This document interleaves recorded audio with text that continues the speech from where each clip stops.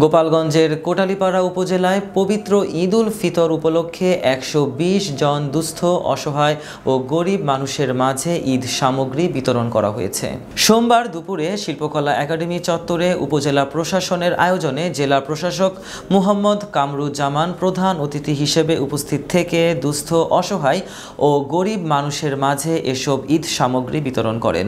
এ সময় police super Mohammad Mizanur Rahman, উপজেলা নির্বাহী অফিসার শাগুফতা হক, কোটালীপাড়া থানার অফিসার ইনচার্জ মোহাম্মদ আবুল কালাম আজাদ উপস্থিত ছিলেন। উপজেলা প্রশাসনের ঈদ সামগ্রীর মধ্যে রয়েছে পোলাওর চাল, চিনি, তৈল, সেমাই ও গুঁড়া দুধ।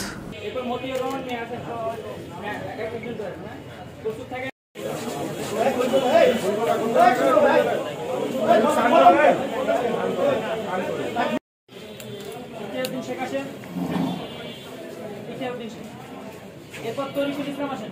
তরিকুল ইসলাম